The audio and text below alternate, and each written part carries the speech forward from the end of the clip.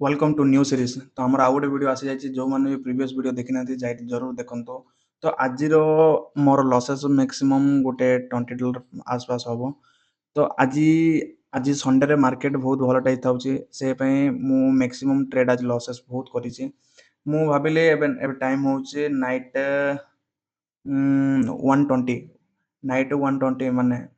माने morning time रे कहया गले मु नाइट रे बर्तन पे वीडियो बनाउची एहा पे जे मु देखिया ए लॉसेस को मु रिकवर करिया पे ट्राई करी किछि मार्केट एनालिसिस करिकी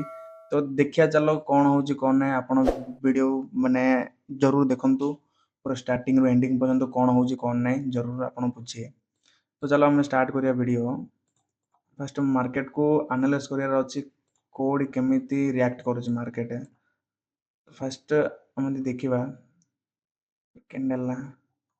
देखो एडी हमर कोन बनइचे एडी लोअर लो क्रिएट करी एडी लोअर हाई करला एडी लोअर हाई तो ये आर लोअर हाई को भी ब्रेक करला ब्रेक करी अपसाइड में करछि हमें नेक्स्ट आर डायरेक्शन नेक्स्ट हमें गोटे रेड में जीवा माने डाउन साइड में ये जदी ग्रीन रे क्लोज करला बेले हमें नेक्स्ट डाउन साइड में गोटे प्लान करिया जदी आ पाखा पाखी जदी क्लोज करला बेले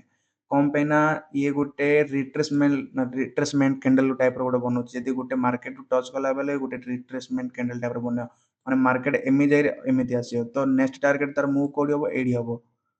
बुझी पारले आपण तो चलो देखिए ये कौन करछि केमिति माने रिएक्ट करछि कैंडल ला और 12 सेकंड अछि आर देखिए ऑलरेडी ऊपर रिजेक्शन नहीं आसछि तो मु नेक्स्ट गोटे डाउन साइड में जीवी कम पे ना एडी हमर अछि कोन जे एसएसएनआर चलो ठीक है डाउन साइड में नगेली देखो मोर रिक्स माने मु आज बहुत लॉसेस करछि बोली मु $1 रे मु आज ट्रेड करछि मोर आज $20 केमिति रिकवर करिया पे ट्राई करी जदी हबो बोले बहुत भलो होता जदी न हला बेले कोई बात नहीं कल देखिया ट्राई करिया मॉर्निंग टाइम रे एबे नाइट रे मार्केट वोलेटाइल थाउची माने 3 ओ क्लॉक रे माने टी भल रहयो 3 एएम रे एबे देखिया कोन होउची कोन नै तो वीडियो आपन निहाती देखंतु जरूर तो बुझी पारे आपन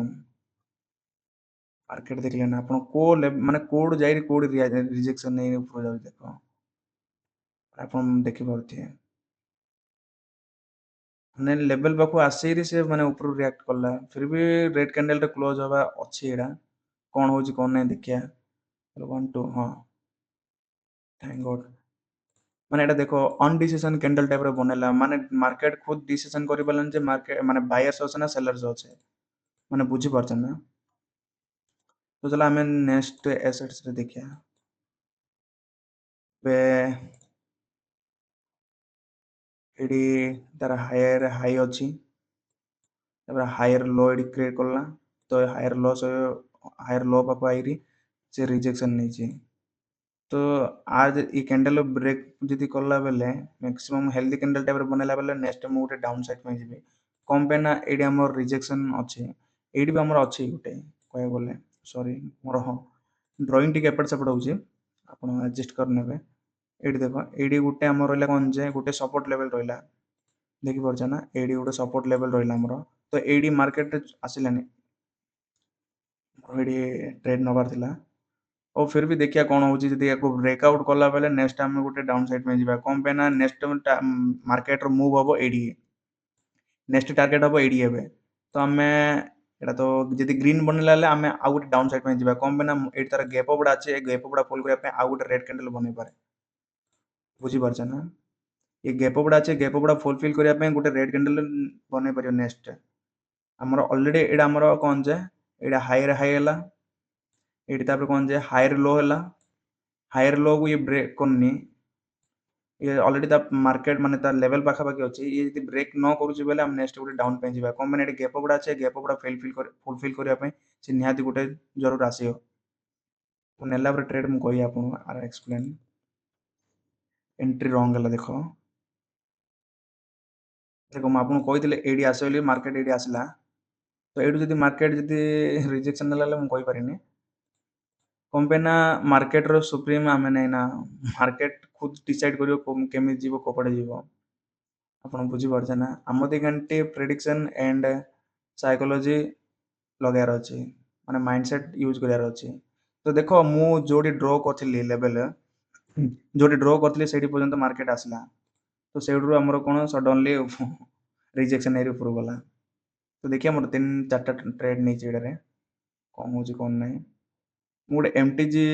ୱାନ୍ ଷ୍ଟେପ୍ ମାର୍ଟିଙ୍ଗେଲ୍ ମୁଁ ୟୁଜ୍ କରିବାକୁ ଟ୍ରାଏ କରି ଦେଖିବା। ଏ ତ ମାର୍କେଟ ବ୍ରେକ୍ କରିପାରୁନି ଏପର୍ଯ୍ୟନ୍ତ। ତ ଗୋଟେ କଥା ମୁଁ କହୁଛି, ଯଦି ମାର୍କେଟକୁ ଯଦି ଯିବାର ଥିଲା ବେଲେ, ବୁଝିପାରିଲେ ନା, ମାର୍କେଟକୁ ଯିବାର ଥିଲେ ଏ କ୍ୟାଣ୍ଡେଲରୁ ସେ ମାର୍କେଟ ପଳାତାନି, ବୁଝିପାରିଲେ ନା। ମାନେ କ'ଣ ପାଇଁ ଯାଇପାରୁନି ନା, ଏଇଠି ସେଲରର ମାନେ ଫୁଲ୍ ପ୍ରେସର ଅଛି। ଆକୁ ଗୋଟେ ଟ୍ରାପ୍ ଟାଇପ୍ର ବନେଇ ସେ ନେବ। ଦେଖିବା ଏଇଟା ଯଦି ଲସ୍ ହେଲା ଆମର ଆଜି ପାଇଁ ଏତିକି କ୍ଲୋଜ୍ କରିଦେବା। ନେକ୍ସଟ କାଲି ପାଇଁ ଦେଖିବା ରିକଭର କରିବାକୁ ଟ୍ରାଏ କରିବା। ମ୍ୟାକ୍ସିମମ୍ ଆଜି ମୋର $20 ପାଖାପାଖି ଲସେସ୍ ଥିବ। ଏଇଟା ଯଦି ଆମର ୱିନ୍ ହେଲା ବେଲେ ଆମେ ଭିଡ଼ିଓ କଣ୍ଟିନ୍ୟୁ ରଖିବା, ଯଦି ଲସ୍ ହେଲା ବେଲେ ଆମେ ଆଜି ପାଇଁ ଏତିକି ବନେଇବା। ଚାଲନ୍ତୁ କ'ଣ ହେଉଛି, ଆହୁରି ଅଛି 17 ସେକେଣ୍ଡ 16 ସେକେଣ୍ଡ। ମୋ ଖ୍ୟାଲରେ ଇଏ ରେଡ୍ରେ କ୍ଲୋଜ୍ ହେବା ଉଚିତ। କ'ଣ ପାଇଁ ନା, ଯଦି ମାର୍କେଟ ଯିବାର ଥିଲେ 1 2 3 4 4ଟା କ୍ୟାଣ୍ଡେଲ ପରେ ଯଦି ଏମିତି କରିବ ବୋଲେ ସେଇଟା କିଛି କହିହେବନି। ତ ଦେଖିପାରୁଥିବେ ମୋର ଆଜି ଟୋଟାଲ 29ଟା ଟ୍ରେଡ୍ ଅଛି। 29ଟା ମାନେ ଇଏ ଜାରି ଏବେ ଗୋଟେ ରେଡ୍ କ୍ୟାଣ୍ଡେଲ ବନେଇବ। 3ଟା ଲଗେଇଛି, ଦେଖିପାରୁଥିବେ ଆପଣ ଆଜିର ମୋର ଲସେସ୍ କୋଉ ପ୍ରକାରର। ସ୍କ୍ରିନ୍ ଏପଟେ କରୁଛେ, ଦେଖିପାରୁଛେ ନା କୋଉ ପ୍ରକାର ଲସେସ୍। ମାନେ ମ୍ୟାକ୍ସିମମ୍ ଲସେସ୍ ମୋର ଥିବ ଏବେ 35 ସମଥିଙ୍ଗ କିଛି ହେଇଥିବନି। ତ ଚାଲ ଆଜି ପାଇଁ ଏତିକି ଆମେ